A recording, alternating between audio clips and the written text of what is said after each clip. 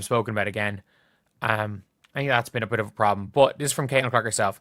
I'd hope to share a better update, but I will not be returning to play the season. I spent hours in the gym every day with the singular goal of getting back out there. Disappointed isn't a big enough word to describe how I'm feeling. I want to thank everyone who has had my back through all this uncertainty. This has been incredibly frustrating, but even in the bad, there is good. And the way the fans continue to show up for me and for the Fever brought me so much joy and important perspective. I'm so proud of how this team has only gotten stronger through adversity this year. Now it's time to close out the season. Caitlin Clark recently announced her decision regarding the remainder of the current basketball season, confirming that she will not make a comeback this year. Her statement revealed the extensive effort she put into rehabilitation, spending countless hours training with the sole purpose of returning to competition. Clark expressed that disappointment fails to capture the depth of her emotions about this situation. The announcement thanked supporters who stood by her during this uncertain period. Clark acknowledged the frustration she experienced, but emphasized finding positive elements within the difficulties. I'm so proud of how this team has only gotten stronger through adversity this year. Now it's time to close out the season and claim our spot in the playoffs. So, yeah, it's still not being a great season. Not being a great season, and I don't think she was healthy for 1 second of it. I don't think Caitlin was healthy for 1 second of the season. I thought Caitlin had a really good start to the season. I thought the fact that she had a 20-point triple-double followed by a 20. She specifically mentioned how fan loyalty for both herself and the Fever organization provided meaningful encouragement and helped maintain proper perspective during challenging times. Clark praised her teammates for growing stronger despite facing obstacles throughout the year, expressing pride in their resilience.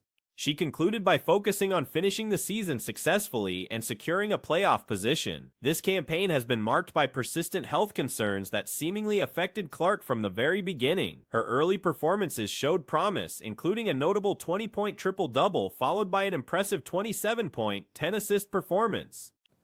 I thought Caitlin had a really good start to the season. I thought the fact that she had a 20-point triple-double followed by a 27 and 10 game. And then she had two kind of games where she didn't look right. She really didn't look right in that second Atlanta game. Actually, to be honest, the first Atlanta game, they only let her play for 2 quarters. And after that, the ball was just taken out of her hands. But like the second Atlanta game she didn't look right at all in that game. She didn't look right in the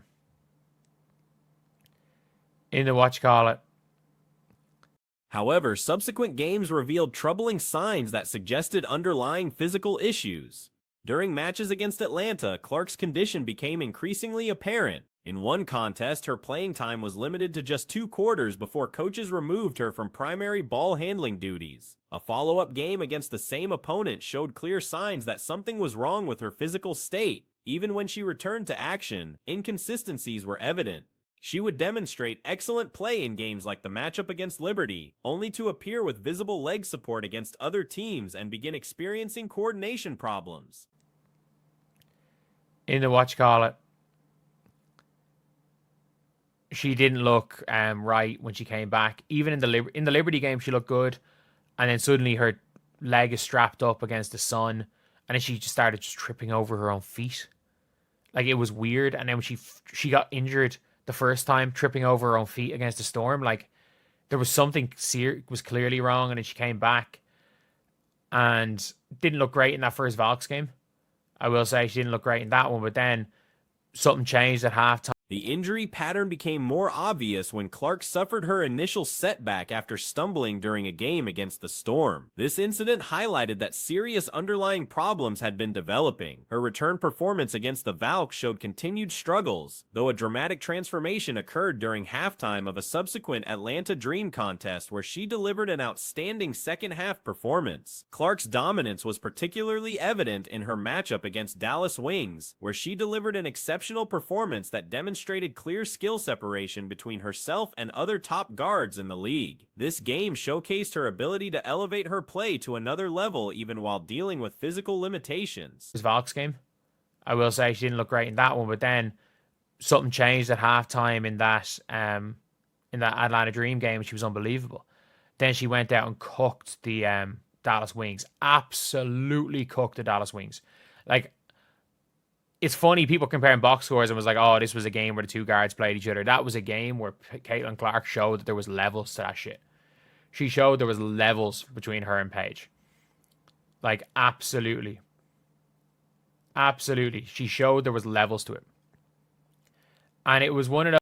Even during her final appearance against Connecticut Sun, when she was visibly compromised, Clark managed crucial contributions, despite suffering a groin injury on what appeared to be a routine play, an incident that suggested previous injuries had left her vulnerable. She continued competing. Though she struggled through 3 quarters, Clark scored 9 consecutive points during a critical stretch to help her team in a close contest. Remarkably, despite this being considered Clark's most challenging professional season, she produced more clutch moments than many players achieve in their best years. This paradox highlights both her exceptional talent and the unfortunate circumstances that limited her impact. And it was one of those things where you're like, she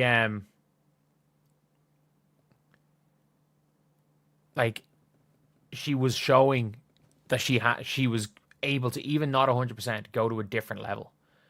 And even against the Connecticut Sun, when she was clearly not right, she was clearly hurt.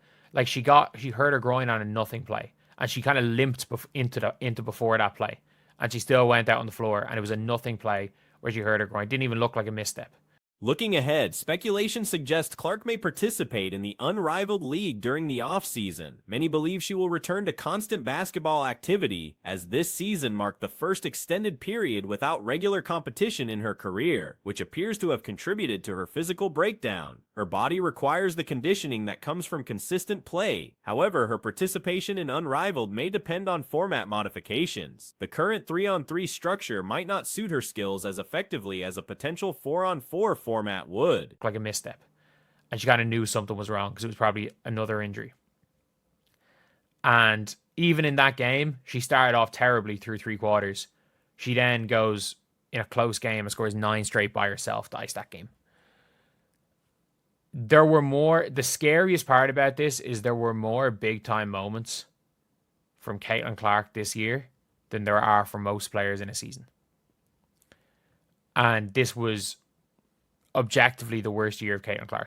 The latter option essentially becomes accelerated 5-on-5 basketball, while 3-on-3 represents a fundamentally different sport. In a 4-on-4 setting with proper team construction, Clark could transition from being merely adequate in 3-on-3 to becoming the premier player in the modified format. International options seem less likely, as overseas competition doesn't appear to align with her current situation or preferences. Regarding her overall standing in professional women's basketball, many observers believe that even at 60% capacity, Clark ranks among the elite point guards in the WNBA. Some argue that unless Alyssa Thomas is classified as a point guard, Clark represents the premier floor general currently active in the league. Actively the worst year of Caitlin Clark's career.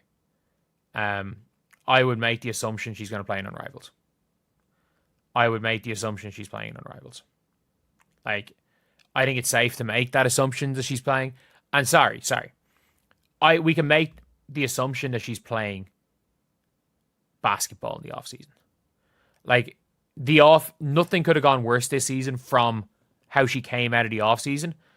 And this was the first time in her life where she was not. The situation represents a significant disappointment for all parties involved, particularly Clark herself, who clearly invested tremendous effort attempting to return to competition. Her inability to meet that goal despite intensive rehabilitation efforts demonstrates the severity of her physical challenges this season. During the recent WNBA matchup, a significant incident occurred that led to major consequences. Sia Rivers attempted a shot from the field, and during the subsequent rebound attempt, Angel Reese made contact with Aaliyah Edwards' face. While Edwards may have exaggerated the impact, the contact was clear and undeniable. Reese has managed to go and get herself suspended for the Indiana Fever game. Like, of course, like I was saying it, and I was like, oh, could she go? The last time they played, like this time she's not even playing. The suspension holds. This suspension is holding. They have never if they rescind this tech, it will literally be a non-basketball reason. They will be rescinding this tech for non-basketball reasons if they rescind the tech. It's as simple as that. Like, there's no way.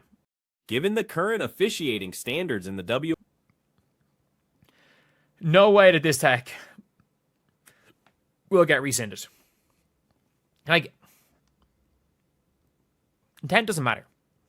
Intent doesn't matter. I do think she smacked Aaliyah Edwards in the face. Do I think she meant it? I don't know. I don't know. I don't think she hit her hard. I think Aaliyah Edwards sold it as much as anything, but at the end of the day, she hit her in the face.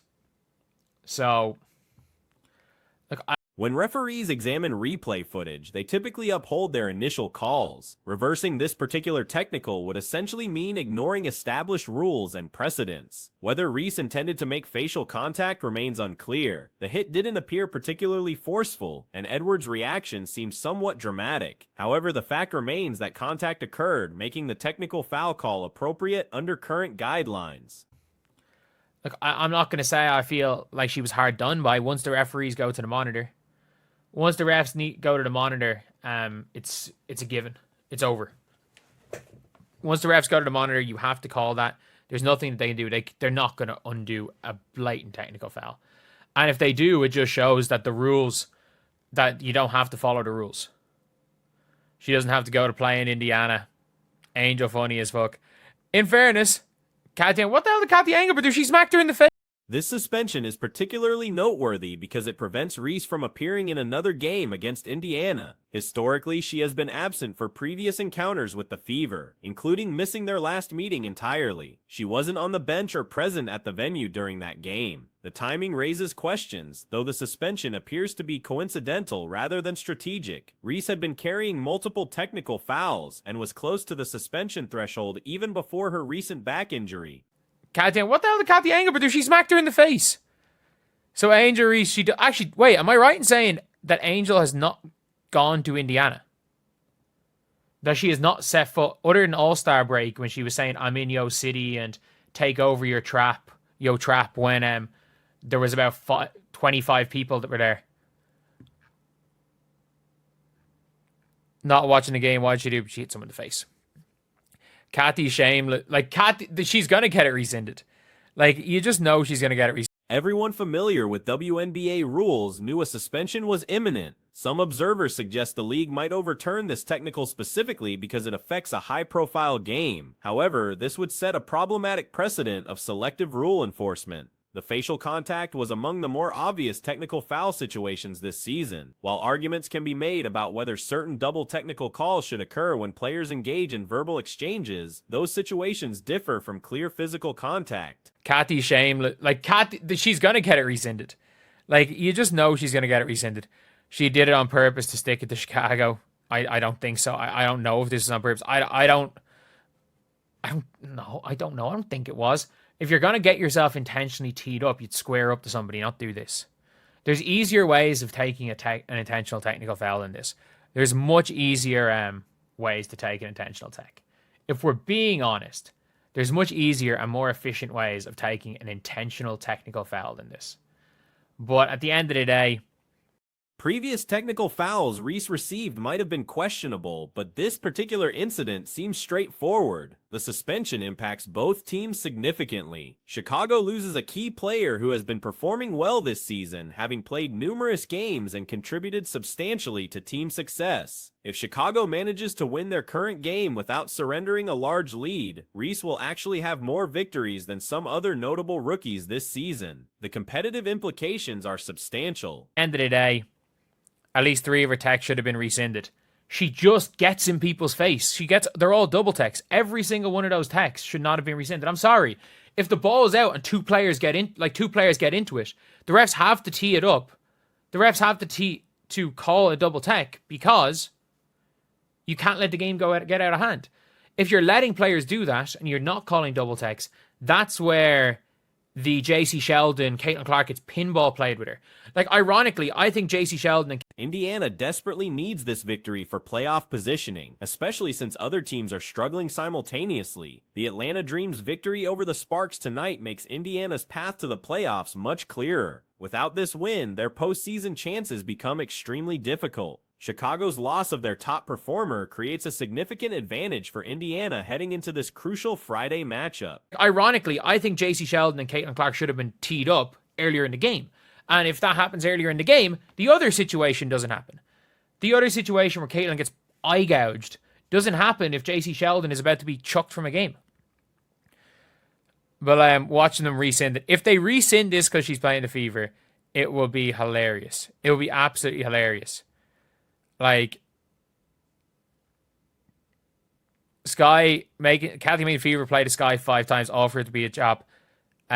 The timing couldn't be better for the Fever, who face mounting pressure to secure playoff positioning. The situation highlights ongoing discussions about officiating consistency and player conduct in the league. While some technical fouls might warrant review, clear physical contact situations like this one typically stand as called. The league maintains that player safety and rule enforcement take priority over individual game significance. Kathy made Fever play the Sky 5 times, all for it to be a job. What do you mean you can never win? She's ducking the Fever. She got suspended on purpose. I don't know. I don't think she did. But it is hilarious that she just didn't show up for the Fever game. She just didn't show up on the road, their closest road game. She didn't show the last time. She didn't show up the last time that like the Sky played the Fever. She just wasn't. This incident adds another chapter to the ongoing storylines surrounding both teams and their playoff aspirations. Chicago will need to adjust their strategy without their leading player, while Indiana gains an unexpected advantage in a must-win situation. The broader implications extend beyond this single game, affecting playoff seeding and team momentum heading into the final stretch of the regular season. Both franchises understand the stakes involved, making this suspension's timing particularly significant for league standings and postseason qualification scenarios.